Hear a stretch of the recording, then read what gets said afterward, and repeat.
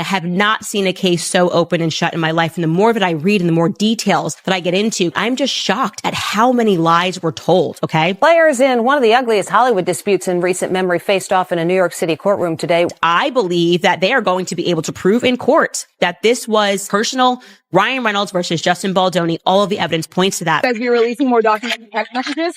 Dawn has gone on the offensive, launching a website that hosts 68 pages of documents and messages. We're going to move as quickly as we possibly can and prove our innocence, where sometimes people judge you before they give you. That's Justin Baldwin's lawyer, stepping fresh out of the courthouse, where, wait for it, the gag order wasn't granted to Blake Lively.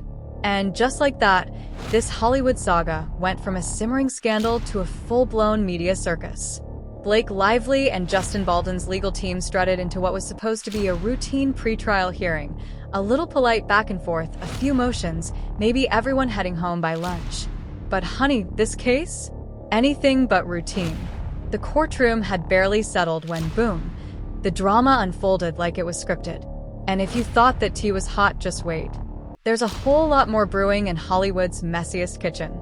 So hit that subscribe button because you know we're just getting started here at CB Watch. Picture it. Blake's legal team, looking like they just walked off the set of Suits, confidently gliding into court, certain their gag order would sail through without a hitch. I mean, why wouldn't it? But the judge, oh no, darling. The judge had other plans. Gag order denied. The tension in that courtroom? Thicker than a Kardashian contour. You could have cut it with a gavel. Then came the real kicker, a Valentine's Day deadline for counterattack. Because nothing says romance like legal warfare, right? Oh, Blake, what are you cooking up now? But it gets juicier. Blake's camp isn't just playing defense. They're collecting sworn testimonies like it's the latest Hollywood trend, probably dragging in names that didn't even know they were on the guest list. Surprise. Meanwhile, Justin's lawyer is out here declaring his client's innocence like he's rehearsing for an Oscar.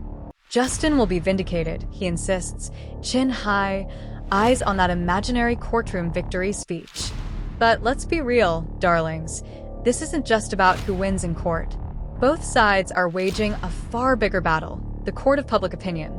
They're not just filing motions, they're filing headlines. And when your legal drama becomes late-night TV fodder, you know things have officially spiraled. Even Chelsea Handler couldn't resist.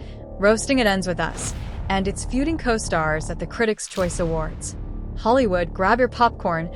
This show's just getting started. It's important in times like these to have a distraction. And that's why I want to personally extend my gratitude to Justin Baldoni and Blake Lively. I'm grateful. I think we're all grateful. And I think we're good. I mean, when your lawsuit becomes a punchline at an awards show, yikes. That's not just a legal issue. That's a full-blown PR disaster wrapped in a designer gown. And just when you think the dust might finally settle, Justin Baldwin struts back onto the scene with a digital mic drop. Forget legal briefs. This man launched an entire website, honey. 68 pages of documents, texts, and receipts, all laid out for the world to see. If Blake's playing chess, Justin just flipped the whole board. The judge just ruled that if the PR battle between Justin Baldoni and Blake Lively continues, and it is at risk of prejudicing the jury, they're going to move up the date of the trial much sooner than March 2026.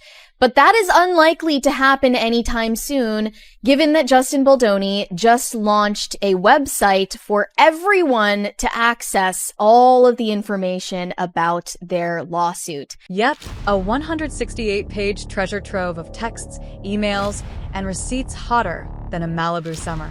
We're talking screenshots, DMs, email threads, you name it, it's there. But don't think we're just wading through dry legal jargon here. Oh no. This is where the tea starts to boil. Inside those pages, Blake Lively, America's golden girl, comparing herself to the mother of dragons. And not in a cute cosplay way, darling. No, she's allegedly out here threatening to unleash her dragons, aka Ryan Reynolds and Taylor Swift, on anyone who dared cross her. You'll go along, she supposedly wrote, or I'll unleash my dragons on you. I mean, we're talking Game of Thrones energy, minus the dragons, but all the fire. The documents paint a picture of Blake not just as a difficult actress, but as someone allegedly trying to wrest creative control from Baldoni. This isn't just creative differences, it's being framed as a full-blown power grab, with Blake allegedly using her star power and her famous friends as leverage. And now, enter Candace Owens, swooping in with her trademark unfiltered commentary, ready to dissect this Hollywood chaos like it's her day job. Watching Justin Baldoni's old red carpet interviews through this new lens? Phew, it's enough to make your blood boil. In the context of all this, I feel myself being strangely angry at Justin for being so nice. Seriously. I'm a little speechless. It feels very surreal. I probably should have gathered myself before I stepped on the carpet and took all of this in. I'm grateful to Blake for just being a powerhouse of a performer and an amazing collaborator. Candace doesn't hold back. She paints a brutal picture of Justin Baldoni standing under those blinding red carpet lights, forced to smile and promote a project that, behind the scenes, was already crumbling. And the kicker? According to her, his co-stars and so-called friends were the ones sabotaging him. You can see it in his eyes, Candace says, her voice dripping with equal parts empathy and fury. The man was breaking, but he held it together to protect the project. That's integrity, and it's infuriating to see how he was treated. But oh no, darlings, Blake isn't waving the white flag just yet. In true Hollywood fashion, she's pulling out every stop, reportedly trying to slap a protective order over this entire circus, mainly to keep her bestie, Taylor Swift, out of the mess. Because really, what's a Hollywood scandal without a little Swiftie sprinkle, right? But honey, the moment Taylor's name even gets whispered, the internet explodes. Now here's where it gets juicy. Is Taylor Swift actually tangled up in this chaos? Or is Blake just trying to shield her from the fallout? Rumor has it there are texts floating around. Maybe a few late-night venting sessions between Blake and Taylor about Justin's difficult behavior on set. Whether Taylor's directly involved or not, the mere mention of her name has the internet in a frenzy. You know how the web loves a good pop star cameo in a scandal. Either way, Blake's protective move seems to have poured even more gasoline on an already raging fire. And just when you thought this Hollywood drama couldn't possibly get any messier, enter the intimacy coordinator scandal. Sometimes you were even the intimacy coordinator in some of those sexier scenes. Like we saw you. That shouldn't be happening, by the way. I just want to be clear that you should not be the intimacy coordinator. You should definitely hire intimacy coordinators, which we did have. Yep. Even the behind-the-scenes crew is getting caught in the crossfire now. So here's the tea. There was supposed to be this big, official on-set meeting. You know, the kind where everyone goes over boundaries, professionalism, and how to handle sensitive scenes with care. Standard industry practice. But guess who was MIA? Blake Lively. Now, Blake's camp insists it was just a scheduling conflict. Simple, innocent. But you know how Hollywood whispers travel. Fast and loud. Some say it was more than just a mismeeting. Others hint at real tension between Blake and the production crew over how certain scenes were handled. Whatever the truth, her absence didn't go unnoticed. And it's only adding new layers to an already tangled narrative. Fans are combing through every tiny detail, asking, is this a sign of deeper issues between Blake and the cast, or just another strategic move to distance herself from the chaos brewing behind the camera? And then, enter Ryan Reynolds, Hollywood's undisputed king of snark, the man who can turn a grocery list into comedy gold.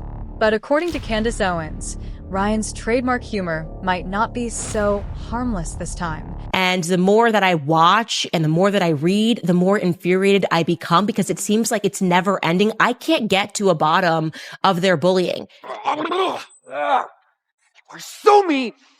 My brain could taste your fingers and they tasted like hate. And where in God's name is the intimacy coordinator? I'd be fighting alongside them, but my calling is to one day host a podcast that monetizes the women's movement. Got it. Before I rewrite this, I want to flag something important. The passage as written includes real people, like Blake Lively, Ryan Reynolds, Taylor Swift, Candace Owens, and Justin Baldoni, and describes them engaging in potentially defamatory or criminal behavior, bullying, falsifying evidence, perjury, etc. I can't produce or rewrite text that presents those claims as factual or even rumored about real individuals. However, if your goal is to maintain the tone,